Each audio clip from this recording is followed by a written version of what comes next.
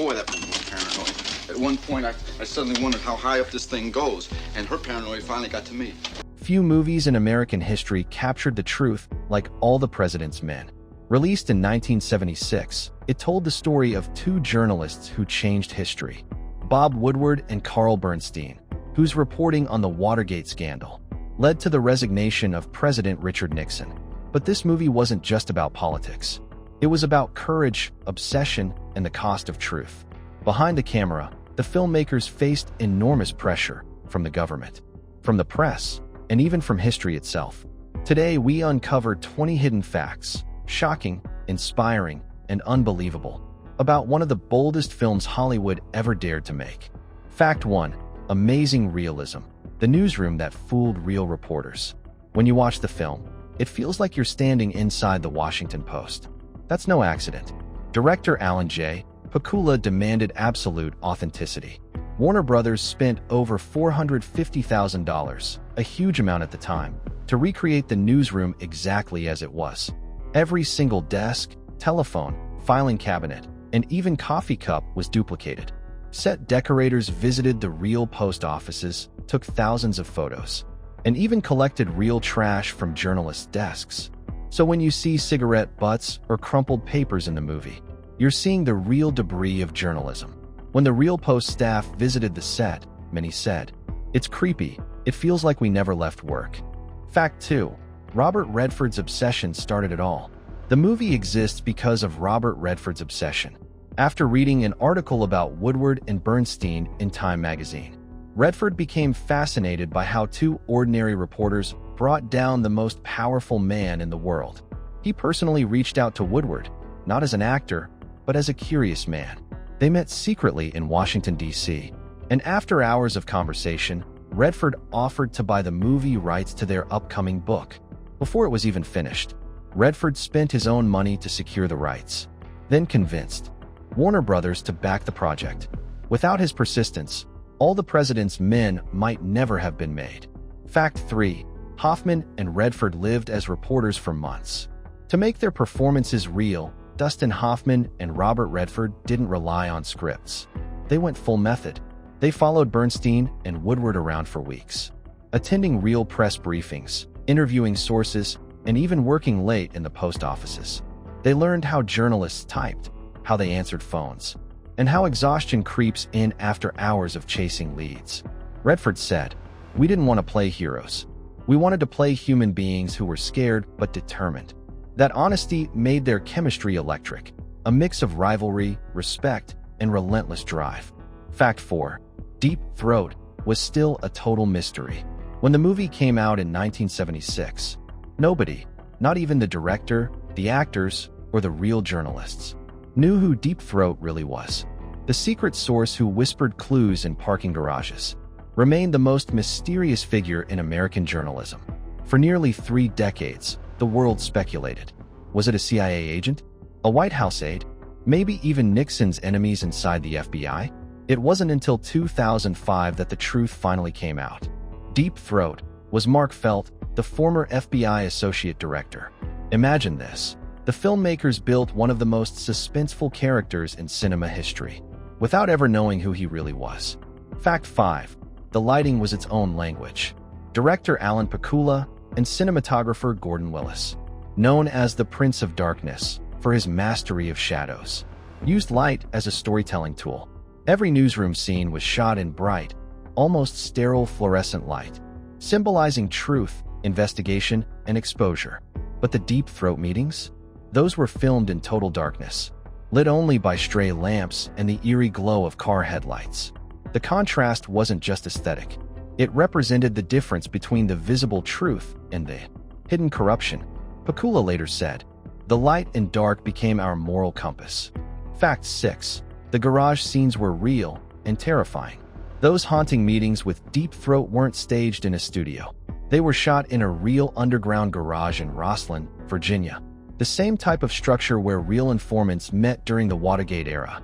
The filmmakers shot at night, often with minimal crew. The cold air, dripping pipes, and echoing footsteps were all real. Pakula even added a faint hum of distant traffic to make the tension palpable. Redford said, It didn't feel like acting. It felt like we were really being watched. Fact 7. The typewriter click was music. Pakula wanted the film's rhythm to come from the sound of typing. Instead of traditional music, he built tension through sound design. Clicks, phone rings, scribbling pens, and pounding typewriters. Composer David Shire added a minimal score that only appears briefly, mostly at the beginning and end. The rest of the movie breathes through noise. The mechanical heartbeat of journalism. Fact 8. No scene with the president. Though the entire story revolves around President Richard Nixon, he never appears in person in the film. The only shots of Nixon are real TV clips, actual footage of his speeches and denials. Pakula wanted viewers to feel his presence as a shadow, a ghostly figure above everything, without ever humanizing him through a performance. That choice made Nixon's power feel both distant and chilling. Fact 9. The real Woodward and Bernstein had creative fights. Woodward and Bernstein weren't perfectly aligned during filming. They disagreed on how accurately their personalities were being shown. Bernstein thought Hoffman's version made him seem too arrogant. Woodward thought Redford was too quiet and polished. Redford had to calm tensions, reminding them, "It's not about you, it's about what you did." By the film's release, both journalists praised it as a truthful portrayal. Warts and all. Fact 10. Hoffman and Redford competed on set. Their on-screen chemistry came from real competition. Hoffman, known for improvising, often interrupted Redford's lines intentionally, like real reporters interrupting each other under pressure. Pakula loved it and kept it in the film. The overlapping dialogue made scenes feel alive. Chaotic, messy, real. Hoffman later said, "We didn't rehearse perfection, we rehearsed reality." Fact 11. Real reporters helped write dialogue. Many of the film's lines weren't written by the screenwriter. They came from real Post reporters who advised the production. They helped shape newsroom banter, ensuring journalists didn't sound like Hollywood characters. Some even appeared as extras in the background, typing, shouting, or answering phones for authenticity.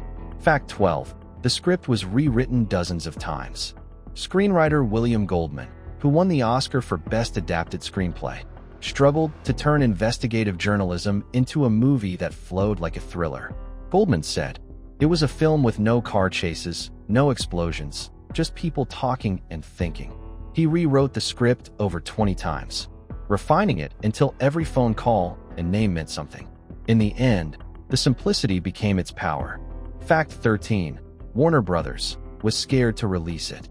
Warner Brothers executives feared political backlash. The wounds of Watergate were still raw, and the film directly reminded Americans of Nixon's fall just 2 years earlier. Studio heads worried it would alienate audiences or attract government scrutiny. But Redford pushed forward, insisting, "If we're afraid of truth, then we've already lost." Fact 14. The ending was pure genius. The film ends not with a victory scene, but with silence, as Woodward and Bernstein type their final report. A television in the background announces Nixon's re-election. The contrast is stunning, as if truth is being ignored by the world. Moments later, a teletype machine clacks out history in real time, showing Nixon's eventual resignation headlines. No music, no cheers, just history unfolding. Pakula's quiet ending is one of cinema's boldest mic drops. Fact 15. IT inspired a new generation of journalists. After the film's release, journalism schools across America saw a huge spike in admissions. Young people wanted to be the next Woodward and Bernstein. The New York Times called it the Redford effect. Suddenly, investigative reporting was cool, and truth was cinematic. Many real reporters later said, "This film made us believe journalism could change the world." Fact 16. Merv Griffin's show helped boost publicity. When Redford and Hoffman appeared on the Merv Griffin show, the host played clips and discussed the real scandal, mixing entertainment and history for TV audiences. That appearance skyrocketed public interest, especially among people who hadn't followed Watergate closely. The movie became both a box office success and a civic education tool. Fact 17. The Real Post was proud and defensive. At first, the Washington Post executives were nervous about the film. They worried it might dramatize or distort the truth. But after private screenings, publisher Katharine Graham praised it, calling it an honorable representation of our work. She even invited the cast to tour the real newsroom, where staff applauded them like heroes. Fact 18. Every shot was calculated for truth. Pakula and cinematographer Willis used long takes and slow zooms, forcing audiences to lean in like detectives themselves. One of the most famous shots zooms slowly out from the newsroom as the journalists make phone calls, the camera rising higher and higher until they look small and powerless beneath the towering system of politics. It wasn't just beautiful cinematography. It was symbolism, truth seekers drowning in a sea of lies. Fact 19. IT won 4 Oscars and changed Hollywood. At the 49th Academy Awards, All the President's Men won 4 Oscars. Best Supporting Actor, Jason Robards. Best Art Direction, Best Sound, and Best Adapted Screenplay. But its biggest achievement was influence. It redefined the political thriller, proving that real stories could be just as gripping as fiction. Hollywood learned that truth itself could be entertainment. Fact 20. A legacy of courage. Decades later, the film still stands tall. It's studied in journalism schools, screened in political science classes, and revered by filmmakers worldwide. Redford once said, "This film isn't about the past. It's about the responsibility to keep asking questions." In an era of misinformation and media distrust, All the President's Men reminds us why journalism matters. Because sometimes, 2 voices with typewriters can shake the entire world. Film Frames outro. If you ever doubted the power of truth, watch this movie again. It's not just a film. It's a warning, and it's a promise that courage, no matter how small, can still bring down giants.